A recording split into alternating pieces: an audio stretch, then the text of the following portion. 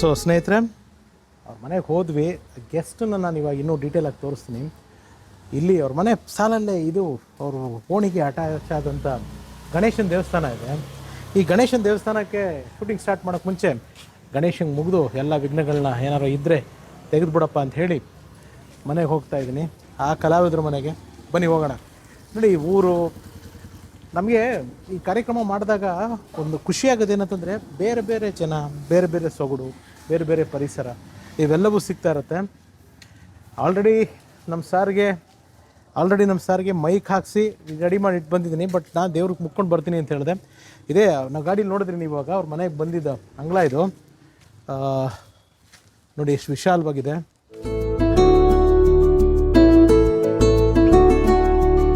ಚೆನ್ನಾಗಿದೆ, ಮರ, ತೆಂಗಿನ ಮರ. ಸೊ ಓಂ ಆಗಲೇ ನೋಡಿದರೆ ಈ ಮನೆನ. ಮತ್ತೆ ಇನ್ನೊಮ್ಮೆ ಸರ್ ಬನ್ನಿ ಬನ್ನಿ ಬನ್ನಿ ಬನ್ನಿ. ನಿಮ್ಮ ದೇವಸ್ಥಾನ ತುಂಬ ಇಷ್ಟ ಆಯಿತು. ಸೊ ನಮ್ಮ ಚೆನ್ನಾಗಿದೆ ಸರ್. ನಮ್ಮ ಊರಿಗೆ ಇಡೀ ಊರಿನವ್ರು ನಂಬಿರೋ ದೇವಸ್ಥಾನ ಅದು. ಅದಾ? ಓ, ಸೊ ಆ ದೇವಸ್ಥಾನದ ಹಿಂದೆ ನಾವಿರೋದ್ರಿಂದ ನಮ್ಗೆ ಸದಾಕಾಲ ರಕ್ಷಕ, ಸದಾಕಾಲ. ಓಂ ಗಣೇಶ್ ಸರ್ ಸಾಕಷ್ಟು ಸಿನಿಮಾಗಳಲ್ಲಿ ನೋಡಿದ್ರೆ, ಅದರಲ್ಲೂ ಅವರ ಅನಾಮಿಕಾ ಚಿತ್ರದ ಪಾತ್ರ ಇರ್ಬೋದು. ಮನ್ಮಥ ರಾಜ, ಆಕಾಶವೆಲ್ಲ ಚಪ್ಪರದಂತೆ ಹೇಳಿ ಸರ್. ಆಕಾಶವೆಲ್ಲ ಚಪ್ಪರದಂತೆ, ಈ ಭೂಮಿಯೆಲ್ಲ ಮಂಟಪದಂತೆ. ನಮ್ಮ ಜಗಣ್ಣನ ಜೊತೆ, ಜಗ್ಗೇಶ್ ಅವ್ರ ಜೊತೆ ಕಾಶಿನಾಥ್ ಸಿನಿಮಾದಲ್ಲಿ ಆ್ಯಕ್ಟ್ ಮಾಡಿರೋದು ಓಂ ಗಣೇಶ್ ಸರ್. ಸರ್, ಫಸ್ಟ್ ನಾನು ಒಳಗಡೆ ಬರೋದಕ್ಕೆ ಮುಂಚೆ ನಾನು ಒಳಗಡೆ ಮನೆ ಹೋಮ್ ಟೂರ್ ಮಾಡಲ್ಲ. ಬೇಡ. ಯಾಕೆಂತಂದರೆ ಮನೆ ಅನ್ನೋದು ಖಾಸಗಿ, ಅದು ಹಾಗೆ ಇರಬೇಕು. ನನಗೆ ಈ ಜಾಗ ಇಷ್ಟ ಆಯಿತು. ಸರಿ. ಸೊ ನನಗೆ ಈ ಜಾಗದ ಬಗ್ಗೆ ಒಂಚೂರು ಹೇಳ್ಕೊಂಡು ಹೋಗಿ ಸರ್. ಇದನ್ನು ಒಂದು ಸ್ವಲ್ಪ. ಇದು ನಮ್ಮ ತಂದೆಯವರ ಬೆವರು. ಇದಾ?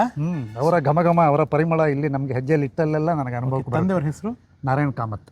ಓಕೆ. ತಾಯಿಯವ್ರ ಹೆಸರು? ತಾಯಿ ಮನೋರಮ. ಓಕೆ. ಸೊ ತಂದೆಯವರು ಅಲ್ಲಿಂದ ನೋಡ್ಕೊಂಬೋಣ ಸರ್. ಅದು ಏನು ಸರ್ ಅದು, ಆ ಮನೆ? ಅದು ಆ ಮನೆ ನಮ್ಮ ತಂದೆಯವರು ಅವರ 24ನೇ ವಯಸ್ಸಿನಲ್ಲಿ, ಅಂದರೆ 1949ನಲ್ಲಿ ಪ್ರವೇಶ ಮಾಡಿರೋ ಮನೆ ಅದು. ಇದಾ? ಇದು ನಮ್ಮ ಹಳೆ ಮನೆ. ನನಗೂ ಅದೊಂದು ದೇವಸ್ಥಾನ ಬಿಟ್ಟರೆ ಇದೊಂದು ದೇವಸ್ಥಾನ. ಓ, ಅದು ಗಣಪತಿದು, ಇದು ನಾರಾಯಣನ್. ಸೂಪರ್. ಅಂದ್ರೆ ಇಲ್ಲಿ ತಂದೆಯವ್ರ ವಾಸ, ಹುಟ್ಟಿದ್ದೆಲ್ಲ ಇಲ್ಲೇ? ನಾನು ಹುಟ್ಟಿದ್ದು ಇಲ್ಲೇನೆ. ನಾನು ಹುಟ್ಟಿದ್ದಿಲ್ಲೇನೆ. ಈ ಮನೆಗೆ 50 ವರ್ಷ ಆಯ್ತು ಅನ್ನುವ ಆ ಸಂಭ್ರಮಕ್ಕೆ ಏನೋ ಒಂದು ಮಾಡಬೇಕು ಅನಿಸಿದಾಗ ಆ ಮನೆಗೆ ಒಂದು ಫೌಂಡೇಶನ್. ಈ ಮನೆಯ 50ರ ಸಂಭ್ರಮ, ಈ ಮನೆಯ ಅಡಿಪಾಯ. ಈಗ ಆ ಮನೆಗೆ ಒಂದು 25 ಆಯ್ತು. ಆ ಮನೆಗೆ ಇಲ್ಲಿ ಅಂದ್ರೆ ನೀವು ಒಬ್ಬರೇ ಮಗನ ಸರ್? ಅಲ್ಲ, ನನ್ನ ಜೊತೆಗೆ 5 ಜನ ಸಹೋದರಿದ್ದಾರೆ. 3 ಜನ ದೊಡ್ಡವರಿದ್ದಾರೆ, 2 ಚಿಕ್ಕಂದಿರಿದ್ದಾರೆ. ಓ, ನೀವು ಒಬ್ಬರೇ ಮಗ? ನಾನು ಗಂಡು ಒಬ್ಬನೇ. ಹಾಗಾಗಿ ಇವತ್ತಿಗೂ ಇಲ್ಲೇ ನನಗೆ ಒಂಥರ ಸ್ವರ್ಗ. ಈ ಮನೆಗೆ ಎಷ್ಟು ವರ್ಷ ಸರ್? ಈ ಮನೆಗೆ ಎಷ್ಟು ವರ್ಷ? Almost 49 June 6 ಪ್ರವೇಶಿದ್ದದು. 1949. ಇಲ್ಲಿ ಬರ್ದಿದ್ದಾರೆ, ಅಲ್ಲೊಂದಿದೆ. ಹಾಗೆ ಅಲ್ಲಿಂದ ಅಂದರೆ ಹೆಚ್ಚು ಕಡಿಮೆ 75 ವರ್ಷ ಕ್ರಾಸ್ ಆಗಿದೆ. ಅದೀಗ 75 ವರ್ಷದ ಹಳೆ ಮನೆ ಇವತ್ತಿಗೂ ನಮಗೆ ಒಂದು ಉಸಿರು ಕೊಡ್ತದೆ, ಒಂದು ಸೆಕ್ಯೂರಿಟಿ ಕೊಡ್ತದೆ. ಅಲ್ಲಿ ಏನಿದೆ ಸರ್ ಒಳಗಡೆ? ಏನಿದೆ ಈಗ ಒಳಗಡೆ ಕೆಂಪು ನೆಲ. ನಮ್ಮ ಮಿತ್ರರೊಬ್ಬರು ನಾವೇ ಊರಲ್ಲಿ ಇಲ್ಲದೆ ಇದ್ದಾಗ ಅವರು ಬರ್ತಾರೆ, ಅವರು ಇಲ್ಲಿರ್ತಾರೆ, ಅವ್ರ ಫ್ಯಾಮಿಲಿ ಇದೆ. ಈ ಡೋರ್ ಏನು ಸರ್? ಅಂದ್ರೆ ಈ ಡೋರ್ ಸ್ವಲ್ಪ ಅಂದ್ರೆ ಅಲ್ಲ, ಈ ಮನೆ ಇಲ್ಲಿ ತನಕ ಇತ್ತು, ಇಲ್ಲಿವರೆಗೂ ಇತ್ತು. ಓಕೆ. ಹಾಗೆ ನಮ್ಗೆ ಈ ಮನೆಗೆ ಒಂದು ಎಂಟ್ರಿ ಆಗಬೇಕು ಅಂತ ನಾವು ಇಲ್ಲಿ ಆ ಮೊದಲಿನ ಹಳೆ ಮನೆ ಕಿಚನ್ ಇದು. ಓಕೆ. ಹಾಗೆ ಇಲ್ಲಿ ಒಂದು ವರಾಂಡ, ಯುಟಿಲಿಟಿ ಏರಿಯಾ ಎಲ್ಲ ಇತ್ತು. ಸೊ ಇದು ದೇವಸ್ಥಾನವೂ ಕೂಡ ಅವಾಗ ತೆರೆದ ಅಂಗಳ ಆಗಿತ್ತಿಲ್ಲಿ. ಇಲ್ಲ? ಹೌದು, ದೇವಸ್ಥಾನದೆಲ್ಲ ಕಾರ್ಯಕ್ರಮ. ದೇವಸ್ಥಾನದ್ದು ಎಷ್ಟು ವರ್ಷದ ಹಳೆಯದು ದೇವಸ್ಥಾನ? ಅದು ಕೂಡ ಹೆಚ್ಚು ಕಡಿಮೆ 100-125 ವರ್ಷದ ಹಿಂದೆ. ಇದು ಬೇರೆ ಬೇರೆ ಊರಿಂದ ಬಂದು ಪುರೋಹಿತರನ್ನ ಇಲ್ಲಿ ನೇಮಿಸಿ, ಆಲ್ಮೋಸ್ಟ್ ಒಳ್ಳೆ ಇತಿಹಾಸ ಇದೆ ಇದಕ್ಕೆ. ಏನಂದ್ರೆ ಇಲ್ಲಿ ಮಕ್ಕಳಾಗದೆ ಅಲ್ಲ, ಅದೊಂದೇನಂದ್ರೆ ಇಲ್ಲಿ ಈ ಗಣಪತಿ, ಮೂಡು ಗಣಪತಿ ಅಂತ ಇದಕ್ಕೆ ಹೆಸರು. ಇಲ್ಲೊಂದು ಅರಳಿ ಮರ ಇದೆ. ಆ ಅರಳಿ ಮರಕ್ಕೆ ಒಂದು ಸೊಂಡಿಲಿನ ಹಾಗೆ ಗಣಪತಿ ಬಂದು, ಗಣಪತಿ ಅನ್ನುವ ಲಕ್ಷಣಕ್ಕೆ ಎಲ್ಲರೂ ಇದು ಗಣಪತಿ ಅಂದ್ರು, ಮೂಡಿದ ಗಣಪತಿ ಅಂದ್ರು, ಮೂಡು ಗಣಪತಿ ಅಂತ ಆಯ್ತು. ಓಕೆ. ಹಾಗೆ ಅದಕ್ಕೆ ಪೂಜೆ ಗೀಜೆ ಮಾಡಬೇಕು ಅಂತ ಮನೆಯವರಿಗೆಲ್ಲ ಹೇಳಿದಾಗ ಯಾರು ಆಗ್ಬೋದು ಅಂತೇಳಿ ಹಾಗೆ ಪುರೋಹಿತರನ್ನು ಹೊರಗಿಂದ ಕರ್ಕೊಂಡ್ಬಂದು ಇಲ್ಲಿ ಪೂಜೆ ನಿತ್ಯ ಆರಂಭ ಆಯಿತು. ಹಾಗಾಗಿ ಇದು ಮೂಡು ಗಣಪತಿ ಅನ್ನೋ ಹೆಸರಲ್ಲಿ ಬಹಳ ಕಾರಣಿಕವಾಗಿ ಎಲ್ಲರೂ ಊರಿನವರು ನಂಬ್ಕೋತಾರೆ. ಮತ್ತು ಇದು ಹೇಗೆ ಖ್ಯಾತಿ ಅಂದರೆ, ಇದು ಅಂಬಾಗಿಲು ಅಂತ ಈ ಪೇಟೆ ಹೆಸರು. ನೀವೀಗ ಬರುವಾಗ ಒಂದೆರಡು ಸಾರಿ ನನಗೆ ನಮ್ಮ ಮನೆಯ ರೂಟ್ ಮಾಡಿ ಕೇಳ್ಕೊಂಡ್ರಲ್ಲ, ಹಾಗೆ ನೀವು ಎಂಟ್ರಿ ಆದ ಬೀದಿಗೆ ಅಂಬಾಗಿಲು ಅನ್ನೋ ಬೀದಿ ಹೆಸರು. ಅಂಬಾಗಿಲು ಯಾಕೆ ಅಂದರೆ ನಮ್ಮ ಗ್ರಾಮ ದೇವಿ ಅಂಬೆ, ದುರ್ಗಾಂಬೆ. ದುರ್ಗಾಂಬೆ. ಆ ದುರ್ಗಾಂಬೆಗೆ ಹೋಗುವ ಒಂದು ಬಾಗಿಲು, ಅಂಬೆಯ ಬಾಗಿಲು ಅಂಬಾಗಿಲು. ಅಂಬಾಗಿಲು. ಹಾಗೆ ಅಂಬಾಗಿಲಲ್ಲಿ ಒಂದು ಮೂಡುಗಣಪತಿ ದೇವಸ್ಥಾನ. ಮೂಡುಗಣಪತಿ ನೋಡ್ರಿ ನಮ್ಮ ಯೋಗ. ನೀವು ಇದನ್ನ ಬಿಟ್ಟು ಬೆಂಗಳೂರಿಗೆ ಬನ್ನಿ, ಮೈಸೂರಿಗೆ ಬನ್ನಿ ಅಂದ್ರೆ ಬೇಡ ಸರ್, ನೀವು ಇಲ್ಲೇ ಇರಬೇಕು. ಅಲ್ಲ, ಮೈಸೂರು ನಮ್ಮೂರು ನಮ್ದು ಹಾಗೆ ಮೈಸೂರಿಗೆ ಬನ್ನಿ ಅಂತ ನಾನು ಹೇಳ್ತಾನೆ ಇರ್ತೀನಿ.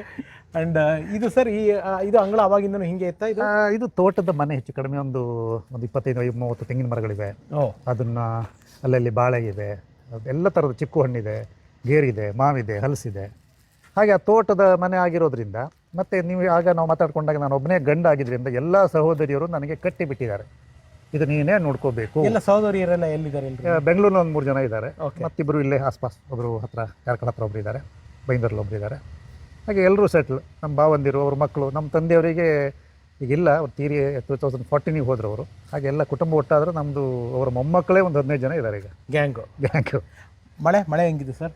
ಮಳೆ ಕರಾವಳಿಯಲ್ಲಿ ನಮ್ಮದೊಂದು ಮನೆ, ಆ ಮನೆಗೆ ಬೇಕಾದಷ್ಟು ಮಳೆ, ಆ ಮನೆಗೆ ಮಳೆಯ ಅನುಕೂಲಕ್ಕಾಗಿ ತೋಟಕ್ಕೆ ಅನುಕೂಲಕ್ಕಾಗಿ ಸೊಳ್ಳೆ ಎಲ್ಲ ಇದೆ ಸರ್, ಸಾಲಿದೆ. ಇದು ಈ ಮನೆ ಸರ್? ಇದೆ. ಆ ಮನೆಯಲ್ಲಿ ಇದ್ದವರು ಅವರು ಅದನ್ನೆಲ್ಲ ನೋಡ್ಕೊಳ್ತಾರೆ, ಅವ್ರ ಬಟ್ಟೆ ಆ ಮನೆಯಲ್ಲಿ ಆ ಪೂರ್ತಿ ಮನೆ ಒಂದೇ ಇದೆ ಈಗ. ಎಲ್ಲ ಒಂದೇನಾ? ಇಡೀ ಮನೆ ಒಂದು ಸರ್. ಅದು ಮೇಲೆ ಮಾಡಿ ಇದೆ. ಅಲ್ಲಿ ಏನಿದೆ? ಎಲ್ಲ ಇವರೇ, ನಾನು ಎಲ್ಲ ನೋಡ್ಕೊಳ್ಳಿ ಅಂತ ಅವರೇ ವಂಡರ್ಫುಲ್ ಸರ್. ಹಾಗೆ ಅವರು ಮಕ್ಕಳು ಓದಲಿಕ್ಕೆ ರೂಮ್ ಮಾಡ್ಕೊಂಡಿದ್ದಾರೆ. ಇಲ್ಲಿ ಹಿಂದೆ ಬಾಳೆ ತೋಟ ಇದೆಯಾ? ತೋಟದಲ್ಲಿ ಒಂದಿಷ್ಟು ಬಾಳೆ ಇದೆ, ತೆಂಗು ಮರ ಇದೆ, ಹಲಸಿನ ಮರ ಇದೆ, ಕಾಳುಮೆಣಸು ಇದೆ, ಮಾವಿನ ಮರ ಇದೆ. Super sir, super. ತೋಟದ ಮನೆ ಅಂತ ಅಂದಂಗೆ ಪೇಟೆಯಲ್ಲೇ ಒಂದು ಸಣ್ಣ ತೋಟ, ಅದರಲ್ಲೊಂದು ಮನೆ. ವಾವ್, ನೈಸ್ ಸರ್, ಮಜಾ ಇದೆ ಸರ್. ಇದು ನೋಡಿ, ವೀಳ್ಯದೆಲೆ ಅಂತ ನಮ್ಮಲ್ಲೆಲ್ಲ ನಿಮಗೆ ಇದು ವೀಳ್ಯದೆಲೆ ತಿನ್ನೋಕೆಲ್ಲ ಕೊಡ್ತಾರಲ್ಲ. ಹೌದು. ಇದು ಹಾಗೆ ಕೆಲವರು ಇದನ್ನ ಲಕ್ಷ್ಮಿ ಅಂತಲೂ ಹೇಳ್ತಾರೆ. ಹೌದು, ಲಕ್ಷ್ಮಿ ಅಂತಾರೆ. ಹೌದು, ಪ್ರತಿ ಒಂದು ಶುಭ ಕಾರ್ಯಕ್ಕೆ ಇದು 2 ಎಲೆ ಇಟ್ಟು ಒಂದು ಅಡಿಕೆ ಇಟ್ಟು ಕೊಡ್ತೀವಲ್ಲ. ಕರೆಕ್ಟ್. ಸೊ ಅದು ಮಜ್ಜಿಗೆ ಹುಲ್ಲು ಅಂತ, ಲೆಮನ್ ಗ್ರಾಸ್. ಅದು ನಿಮಗೆ ಒಂದು 2 ತುಂಡು ಚಾಗು ಕುಡಿದ್ರಿ ಅಂತ. ಇದು ಕಾಳುಮೆಣಸು ಬಳ್ಳಿ ಅಂತ. ಇದಾ? ಅದು ಲೆಮನ್ ಗ್ರಾಸು. ಅಲ್ಲಿ ಯಾರೋ ಒಬ್ರು ಇದಾರೆ, ಓಡಾಡ್ತಿದ್ದಾರೆ ಯಾರೋ ಒಬ್ರು. ಅದೆಲ್ಲ ಮಸ್ತ್ ಇದೆ ಸರ್ ಇಲ್ಲಿ. ಮುಂಗುಸಿ. ಎಲ್ಲ ತುಂಬಾ ಜನ ಇದ್ದಾರೆ ಇಲ್ಲಿ. ನಿಮಗೆ ನೀವು ರೈಟ್ ಟೈಮ್ ಬೆಳಿಗ್ಗೆ ಒಂದು 7:30 ಬಂದರೆ ನಮ್ಮ ಮನೆಯಲ್ಲಿ ಕಡಿಮೆ ಅಂದ್ರೆ ನಾನೇ ರೆಕಾರ್ಡ್ ಮಾಡಿದ್ದೀನಿ, ಎಲ್ಲ ಫೇಸ್ಬುಕ್ಕಲ್ಲಿ ನೋಡಿದ್ರೆ ಗೊತ್ತಾಗುತ್ತೆ, ಒಂದು 60-70 ಥರದ ಹಕ್ಕಿಗಳನ್ನು ನೋಡ್ಬೋದು. ಹೇಗೆ ವರ್ಷ ಇಡೀ ಈ ಮರದಲ್ಲಿ ಸಂಸಾರ ಮಾಡುತ್ತೆ, ಅದರಲ್ಲಿ ಸಂಸಾರ ಮಾಡುತ್ತೆ. ಅಲ್ಲಿಯೇ ಯಾಕೆ ಸಂಸಾರ ಮಾಡುತ್ತೆ ಅಂದರೆ ಅದಕ್ಕೆ ಆಹಾರ ನಮ್ಮ ಹಿತ್ತಲಲ್ಲಿ ಸಿಗುತ್ತೆ. ಇಲ್ಲಿ ಬಂದರೆ ಮಾವಿನ ಸಿಗುತ್ತೆ, ಹಲಸು ಸಿಗುತ್ತೆ. ಅದಕ್ಕೆ ಪಪ್ಪಾಯ ಅಂದರೆ ಭಾಳ ಇಷ್ಟ. ಪಪ್ಪಾಯ ಹಾಗೆ ಅದು ಒಳ್ಳೆ ಇಷ್ಟ. ನಾವು ಈ ಮರದಲ್ಲಿ ಯಾವತ್ತೂ ಕುತ್ಕೊಳ್ಳುತ್ತೆ. ಈಗ ಇಲ್ಲ, ಈಗ ಮಳೆಗಾಲ, ಇನ್ನೊಂದು 2 ತಿಂಗಳಲ್ಲಿ ಮತ್ತೆ ಬರುತ್ತೆ. ಮಳೆಗಾಲ ಎಷ್ಟು ದಿವಸ ಸರ್ ಇವಾಗ? ನಮಗೆ ಜೂನ್, ಜುಲೈ, ಆಗಸ್ಟ್, ಸೆಪ್ಟೆಂಬರ್ ತನಕ ಇರುತ್ತೆ. 4 ತಿಂಗಳು ಇರುತ್ತೆ. ಮಳೆ ಬಂದರೆ ಜಿಡಿ ಬರ್ತಾನೆ ಇರುತ್ತೆ. ನಿಮ್ಮ ಅದೃಷ್ಟ ಇವತ್ತು ಕಡಿಮೆ ಇದೆ ವರ್ತಮಾನ, ಮತ್ತು ಈ ನಿಮ್ಮದು ಇದರಲ್ಲೆಲ್ಲ ಮಳೆ ಇವತ್ತಿದೆ ಅಂತಿದೆ.